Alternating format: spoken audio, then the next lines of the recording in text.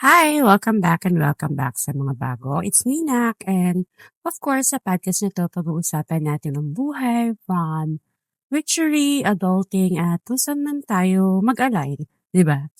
So today, Nakshi, medyo witchy-witchy part tayo. So pag-usapan natin ang swerte, abundance, at good luck energy. Kasi aminin natin, may mga tao talagang parang lapitin ng swerte, 'di ba? Yung tipong sila na naman ang nananalo. Sila na naman ang nanalo sa raffle, mga gano'n.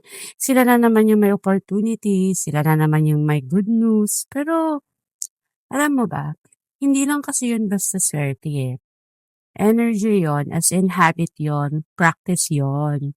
So, since may chika tayo today, so may chichika lang ako. Alam niyo ba dati may time na every time na may sahod ako, yung unang pumapasok sa isip ko, "Ay, ubos na naman 'to." Alam mo hindi pa dumadating yung sahod mo, ubos na. Na wala pa sa kamay mo, nagagastos na ng utak mo kasi iniisip mo yung bayad ng bills, bayad ng mga pay laters mo, ganyan. Tapos ang napapansin ko, 'pag gano'n yung mindset ko, lalo tuloy nawawala or nauubos agad yung pera ko. So, parang hindi siya nagtatagal sa buhay ko, hindi siya nagtatagal sa mga e-wallets ko, hanggang sa may napanood ako before. Actually, shinare ko na din 'to sa mga friends ko. And I think maganda naman yung outcome. Medyo, not medyo, it's actually positive outcome.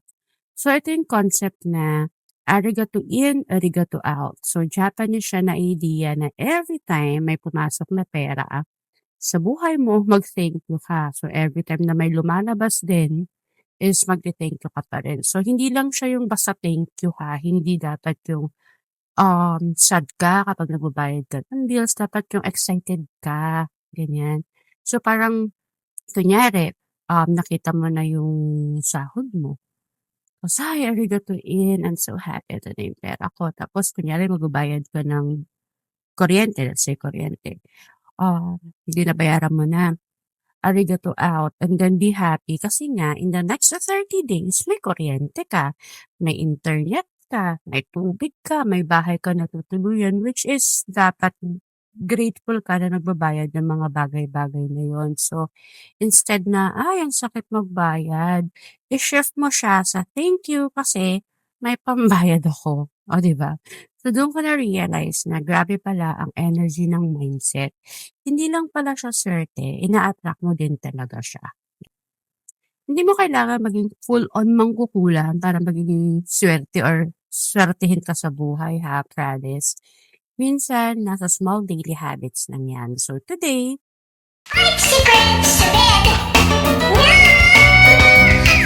share ko sa inyo ang 5 witchy tips para maging lapitin ng abundance or ng swerte. Ready ka na ba?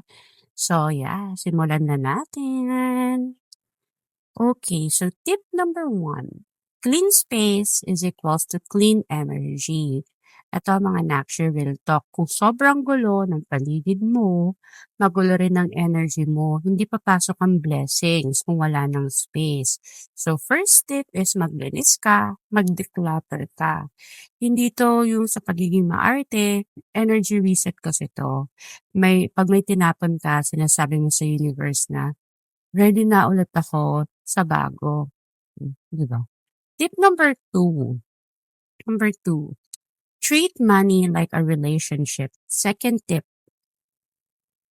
huwag mong tratuhin ang pera na parang toxic ex mo, yung puro wala na naman akong pera, ang hirap kumita. Diyos ko mga Nakshi, naririnig yan ng energy mo. So try mong palitan na lagi akong may enough para sa mga ganito, money flows in me easily. Tapos isipin mo na may mga allotted talaga para sa mga kung ano mang gastos. And syempre, idagdag mo rin ang arigato in, arigato out. Pag may dumating, thank you. Pag may umalis, thank you pa rin. Kasi kung lagi mong i-deny ang abundance, lalayo talaga yan sa'yo. Di ba? Tip number 3, set intention kahit simple lang. Third tip, di ba? Hindi mo kailangan ng bonggang ritual, hindi mo kailangan ng mga mangku para gumawa ng mga ritual, abundance ritual, whatever.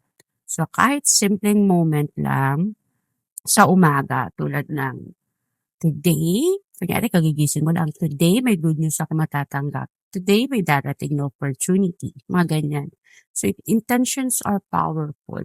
Diba? Parang mini-spell. Pero, walang drama. Ayan. So, number 4, set the vibe. Ito yung fourth tip na sinasabi, ayusin mo ang vibe ng space mo. So, pwede kang magkandila, incense, or kahit pabango lang, ganyan. Hindi lang sa aesthetic ha. Ito ay para sa condition din ng sarili mo na ready na akong tumanggap. Kasi ang abundance gusto ng calm energy, hindi ng stress energy. Ayan. Tip number 5.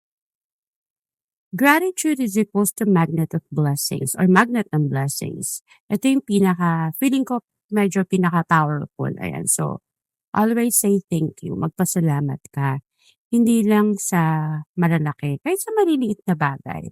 So, thank you sa pagkain ko today. Thank you sa pahinga. And of course, kahit sa mga bills, di ba?